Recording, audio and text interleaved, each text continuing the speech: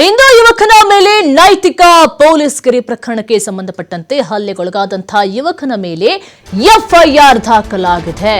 ಯುವಕನ ಮೇಲೆ ಎಫ್ಐಆರ್ ದಾಖಲನ್ನ ಖಂಡಿಸಿ ಪ್ರತಿಭಟನೆಯನ್ನ ಮಾಡಲಾಗ್ತಾ ಇದೆ. ಕೊಪ್ಪಳದಲ್ಲಿ ಹಿಂದೂ ಜಾಗರಣಾ ವೇದಿಕೆಯಿಂದ ಪ್ರತಿಭಟನೆ. ಗಂಗಾವತಿ ನಗರದ ಗಾಂಧಿ ಸರ್ಕಲ್ನಿಂದ ಪ್ರತಿಭಟನೆ. ಕೃಷ್ಣದೇವರಾಯ ಸರ್ಕಲ್ ವರೆಗೆ ಪ್ರತಿಭಟನಾ ರ್ಯಾಲಿ. ಮುಸ್ಲಿಂ ಕುಟುಂಬಕ್ಕೆ ಸಹಾಯ ಮಾಡೋದಕ್ಕಂತೇಳಿ ಹೋಗಿದ್ರು. ಆ ವೇಳೆ ಹಲ್ಲೆ ನಡೆದಿದೆ. ವೆಂಕಟೇಶ್ ಎಂಬಾತನ ಮೇಲೆ ಹಲ್ಲೆಯನ್ನ ನಡೆಸಲಾಗಿತ್ತು. ವೆಂಕಟೇಶ್ ವಿರುದ್ಧ ಪ್ರಕರಣವನ್ನ ದಾಖಲಿಸಿಕೊಂಡಿರುವಂತಹ ಎಸ್ಡಿಪಿಐ ಕಾರ್ಯಕರ್ತರು ಎಫ್ಐಆರ್ ಅನ್ನ ರದ್ದು ಮಾಡುವಂತೆ ಒತ್ತಾಯಿಸಿ ಪ್ರತಿಭಟನೆಯನ್ನ ಮಾಡ್ತಾ ಇದ್ದಾರೆ. ಹಲ್ಲೆಗೊಳಗಾದಂತಹ ಯುವಕನ ಮೇಲೆ ಎಫ್ಐಆರ್ ದಾಖಲಾಗಿದೆ. ಸಹಾಯ ಮಾಡೋದಕ್ಕಂತೇಳಿ ಹೋಗಿದ್ರು. ಮುಸ್ಲಿಂ ಕುಟುಂಬಕ್ಕೆ ಸಹಾಯ ಮಾಡಲು ಹೋದಂತ ಸಂದರ್ಭದಲ್ಲಿ ಈ ರೀತಿಯಾಗಿ ಹಲ್ಲೆಯನ್ನ ಮಾಡಲಾಗಿದೆ. ಹಾಗಾಗಿ ಪ್ರತಿಭಟನೆಯನ್ನ ನಡೆಸ್ತಾ ಇದ್ದಾರೆ.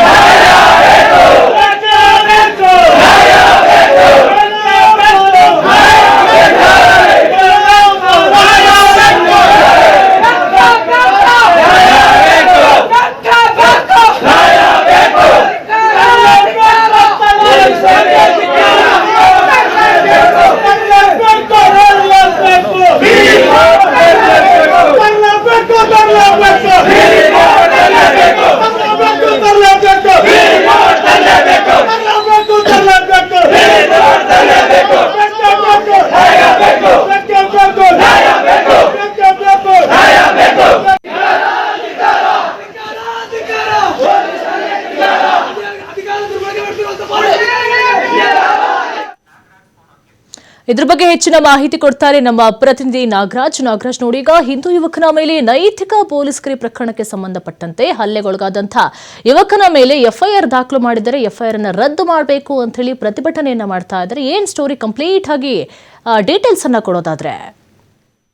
ನಿರೀಕ್ಷೆ ಅಂದ್ರೆ ಕಳೆದ ಕೆಲ ದಿನಗಳ ಹಿಂದೆ ಗಂಗಾವತಿ ಏನು ಕೊಪ್ಪಳ ಜಿಲ್ಲೆಯ ಗಂಗಾವತಿಯ ನಗರದಲ್ಲಿ ಏನು ಅದರ ಜೊತೆಗೆ ಏನಂತಂದ್ರೆ ಹಿಂದೂ ಯುವಕ ಅಂದ್ರೆ ವೆಂಕಟೇಶ್ ಮುಸ್ಲಿಂ ಒಬ್ಬ ಮಹಿಳೆ ಮತ್ತು ಅವರ ಮಗಳ ಜೊತೆ ಏನಂತಂದ್ರೆ ಬಸ್ ಸ್ಟ್ಯಾಂಡ್ ನಲ್ಲಿ ಮಾತಾಡ್ಕೊಂಡಿರ್ತಾರೆ. ಇಂಥ ಸಂದರ್ಭದಲ್ಲಿ ಎಸ್ಡಿಪಿಐ ಕಾರ್ಯಕರ್ತರು ಕೆಲವೊಂದಿಷ್ಟು ಮುಸ್ಲಿಂ ಯುವಕರು ಇದನ್ನ ತಪ್ಪಾಗಿ ಭಾವಿಸಿ ಯಾಕೆ ನಮ್ಮ ಸಮುದಾಯದ ಹೆಣ್ಮಕ್ಳ ಜೊತೆ ನೀವು ಮಾತನಾಡ್ತೀವಿ ಅಂತ ಹೇಳಿ ಸ್ವತಃ ಆತನನ್ನ ಕರೆದುಕೊಂಡು ಹೋಗಿ ಬೇರೆ ಬೇರೆ ಸ್ಥಳಗಳಲ್ಲಿ ಹೋಗಿ ಆತನ ಮೇಲೆ ಮಾನಸಿಕವಾಗಿ ಹಲ್ಲೆ ಮಾಡಿರ್ತಾರೆ. ಇದು ಅಂದ್ರೆ ಒಂದು ರೀತಿ ಅಂದ್ರೆ ನೈತಿಕ ಪೊಲೀಸ್ ಗಿರಿಯನ್ನ ಸ್ವತಃ ಎಸ್ಡಿಪಿಐ ಕಾರ್ಯಕರ್ತರು ಮತ್ತು ಮುಸ್ಲಿಂ ಯುವಕರು ಮಾಡಿರ್ತಾರೆ. ಇದರಿಂದ ಆಕ್ರೋಶಗೊಂಡಂತ ಸ್ವತಃ ಎಂತಂದ್ರೆ ಆ ಮುಸ್ಲಿಂ ಮಹಿಳೆ ಮತ್ತು ಅವ್ರ ಬಾಲಕಿ ಮತ್ತು ಅವರು ಎಲ್ಲರೂ ಸೇರ್ಕೊಂಡು ಈ ಪ್ರಕರಣದಲ್ಲಿ ವೆಂಕಟೇಶ್ ಏನು ತಪ್ಪಿಲ್ಲ. ಯಾಕಂದ್ರೆ ವೆಂಕಟೇಶ್ ನಮ್ಮ ಗ್ರಾಮದವನು, ಆ ಕಾರಣಕ್ಕಾಗಿ ವೆಂಕಟೇಶ್ ತಪ್ಪಿಲ್ಲ. ಇವರು ನಮ್ಮ ಕುಟುಂಬ ಸದಸ್ಯನ ರೀತಿ ಜೊತೆಗಿದ್ದ. ಆದ್ರೆ ಅದನ್ನ ತಪ್ಪಾಗಿ ಅರ್ಥೈಸಿದಂತ ಮುಸ್ಲಿಮರ ಗುಂಪು ಈ ರೀತಿ ಮಾಡಿದೆ. ಅದೇ ನಮ್ಮ ಸಮುದಾಯದ ಆದ್ರೂ ಕೂಡ ಅವರು ಈ ರೀತಿ ತಪ್ಪು ಮಾಡಿದ್ದಾರೆ. ಆ ಕಾರಣಕ್ಕಾಗಿ ಈತನ ಮೇಲೆ ಯಾವುದೇ ರೀತಿಯಿಂದ ಹಲ್ಲೆ ಮಾಡಿದ್ದು ತಪ್ಪು ಅಂತ ಹೇಳ್ಕೊಂಡಿದ್ರು. ಮತ್ತು ಅದ್ರ ಜೊತೆಗೆ ಎಸ್ಡಿಪಿಐ ಕಾರ್ಯಕರ್ತರ ಮೇಲೆ ಏನಂದ್ರೆ ಹಲ್ಲೆ ಪ್ರಕರಣ ಸಂಬಂಧಪಟ್ಟಂತೆ ಪ್ರಕರಣ ದಾಖಲಾಗಿತ್ತು. ತದನಂತರ ಒಂದು ಹೈಡ್ರಾಮಾ ಆಯ್ತು. ಯಾಕಂದ್ರೆ ಎಸ್ಡಿಪಿಐ ಕಾರ್ಯಕರ್ತರು ಈ ರೀತಿ ನಮ್ಮ ಸಮುದಾಯದ ಬಾಲಕಿ ಜೊತೆ ಪ್ರೀತಿ ಮಾಡ್ತಾ ಇದ್ದಾರೆ ಅಂತ ಹೇಳಿ ಅನ್ಕೊಂಡು ಆ ಫೋಟೋವನ್ನು ವೈರಲ್ ಮಾಡಿ ಮತ್ತು ಜೊತೆಗೆ ಆತನ ಮೇಲೆ ಹಲ್ಲೆ ಮಾಡಿದ್ರು. ಮತ್ತು ಜೊತೆಗೆ ಠಾಣೆಗೆ ಹೋಗಿ ಆತನ ಮೇಲೆ ಎಫ್ಐಆರ್ ಮಾಡ್ಬೇಕಂತ ಹೋಗಿ ದೊಡ್ಡ ರಂಪಾಟ ಮಾಡಿದ್ರು. ಸ್ವತಃ ಪೊಲೀಸರ ಅಧಿಕಾರಿಗಳ ವಿರುದ್ಧ ಏಕವಚನದಲ್ಲಿ ವಾಗ್ವಾದ ಮಾಡಿತ್ತು. ತದನಂತರ ಅಂದ್ರೆ ಎಸ್ಡಿಪಿಐ ಕಾರ್ಯಕರ್ತರು ಕೊಟ್ಟ ದೂರಿನ ಅನ್ವಯ ವೆಂಕಟೇಶ್ ಮೇಲೆ ಕೂಡ ದೂರು ದಾಖಲಾಗುತ್ತೆ. ವೆಂಕಟೇಶ್ ಮೇಲೆ ದೂರು ದಾಖಲಾಗದಂತೆ ವೆಂಕಟೇಶ್ ಮತ್ತು ಆತನ ಸ್ನೇಹಿತನನ್ನ ಪೊಲೀಸರು ವರ್ಷಕ್ಕೆ ತೆಗೆದುಕೊಂಡು ವಿಚಾರಣೆ ನಡೆಸ್ತಾರೆ. ಇದರಿಂದ ಆಕ್ರೋಶಗೊಂಡಂತ ಹಿಂದೂಪರ ಸಂಘಟನೆ ಕಾರ್ಯಕರ್ತರು ಇದರಲ್ಲಿ SDPI ಕಾರ್ಯಕರ್ತರು ತಪ್ಪಿದೆ ಅಂತೇಳಿ ಸ್ವತಃ ಎಸ್ ಪಿ ಅವರು ಹೇಳಿದ್ದರು ಮತ್ತು ಪೊಲೀಸ್ ಇಲಾಖೆ ಹೇಳಿರುವಂತದ್ದು. ಜೊತೆಗೆ ಸ್ವತಃ ಮುಸ್ಲಿಂ ಮಹಿಳೆ ಬಂದು ಹೇಳಿದ್ರು ಈ ವೆಂಕಟೇಶ್ ತಪ್ಪಿಲ್ಲ ಅಂತ ಹೇಳಿದ್ರು. ಆದ್ರೂ ಕೂಡ ವೆಂಕಟೇಶ್ ಮೇಲೆ ನೀವೀಗ FIR ದಾಖಲು ಮಾಡಿದ್ರಿ ಮತ್ತು ಆತನ ಸ್ನೇಹಿತ ಜೊತೆಗಿದ್ದು ಆತನ ಮೇಲೂ ಕೂಡ FIR ದಾಖಲು ಮಾಡಿದ್ದು. ಆ ಕಾರಣಕ್ಕಾಗಿ ಈಗ ವಶಕ್ಕೆ ತೆಗೆದುಕೊಂಡು ವಿಚಾರಣೆ ಮಾಡ್ತಾ ಇದ್ರಿ. ಇದೆಲ್ಲ ಮಾಡೋದು ತಪ್ಪು.